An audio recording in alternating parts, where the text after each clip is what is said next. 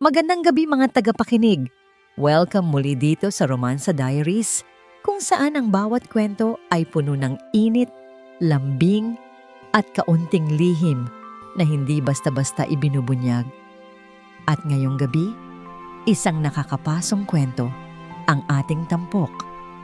Sa loob ng klinik, lihim ng doktor at pasyente.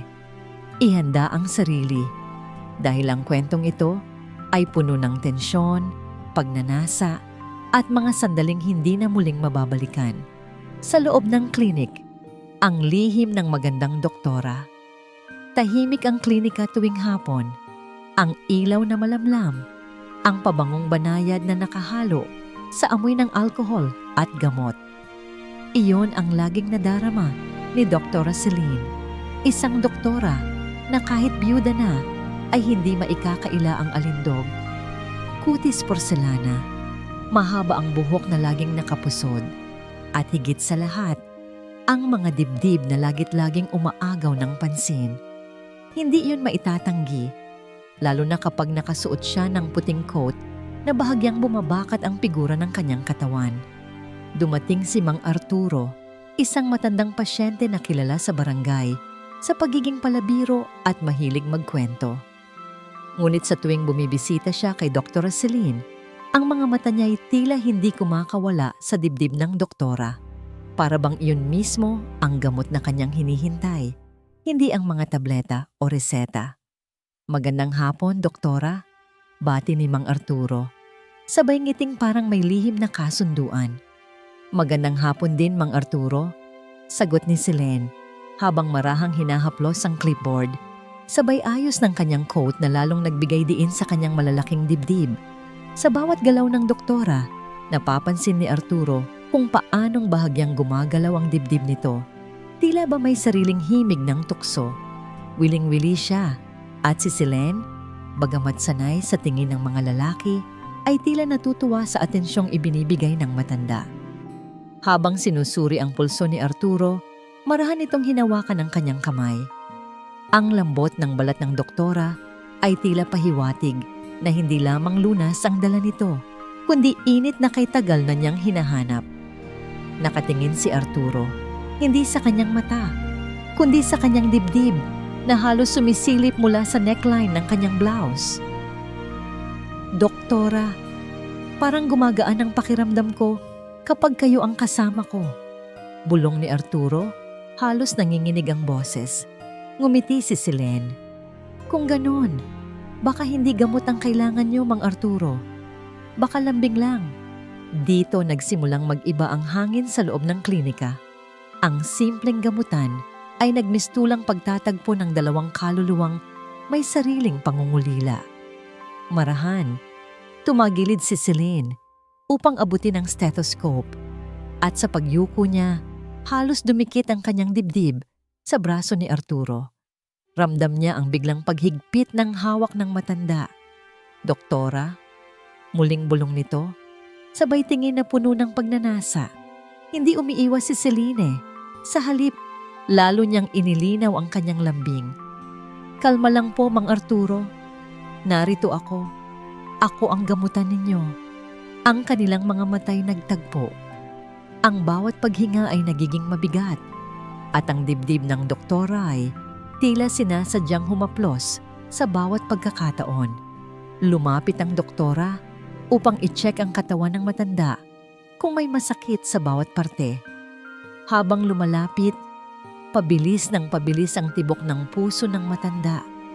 Ang bango niya, para siyang naglalakad na bulaklak. Sabi sa isip ng matandang pasyente, Mang Arturo, hinga po kayo ng malalim, parang ganito po.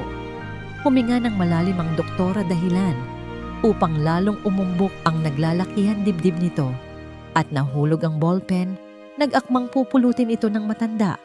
Ngunit nauna ang magandang doktora. Sa pagkakataong ito, tumama ng bahagya ang pisngi ng matanda sa dibdib ng magandang doktora. Ay Mang Arturo, sabi ng doktora na tila ba nagulat. Ang matanda naman ay namula at para bang naging bato dahil hindi na nakagalaw sa pwesto. Malambot at mabango, ang tanging bagay na matagal niya nang inaasam-asam. Natawa ang doktora at bumalik na ito sa kanyang upuan. Pagtalikod nito, kitang-kita ng matanda ang hubog ng doktora.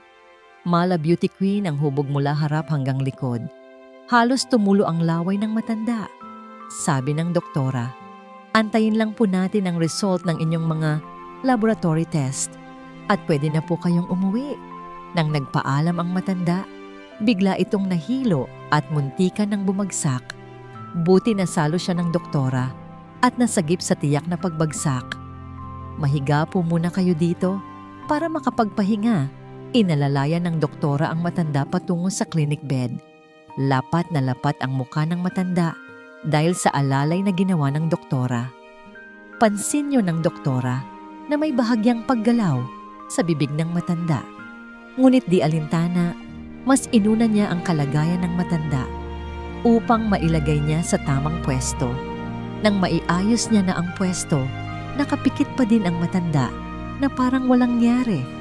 Pero di siya nagkakamali. Nagalaw ang bibig nito habang nasa mukha nito ang dibdib niya.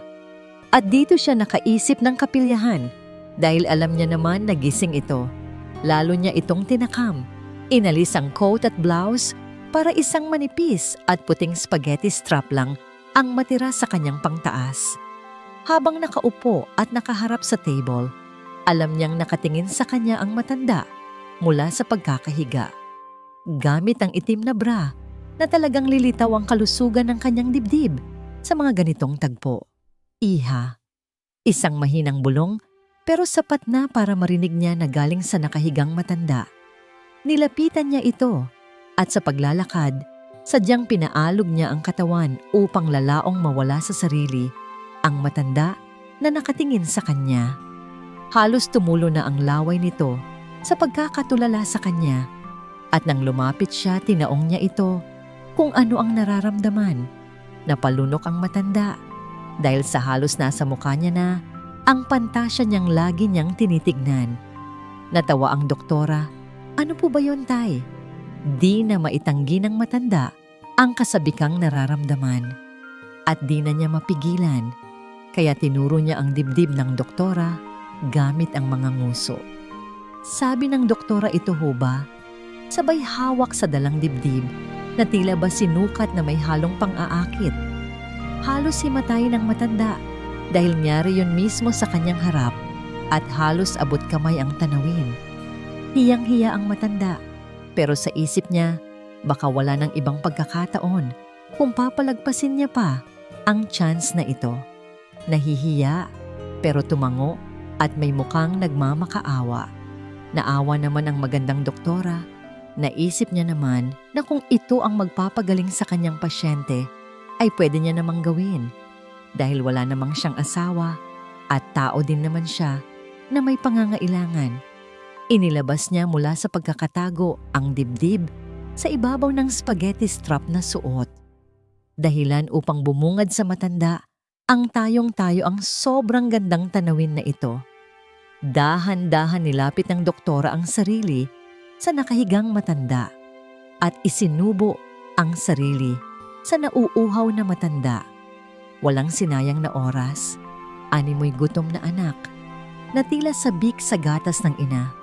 Ang itsura ng matanda habang nagpapakasasa sa kalusugan na kanyang tinatamasa.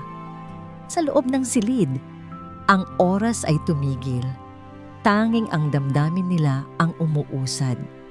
Hanggang sa magtapos ang gamutan, kapwa sila hingal.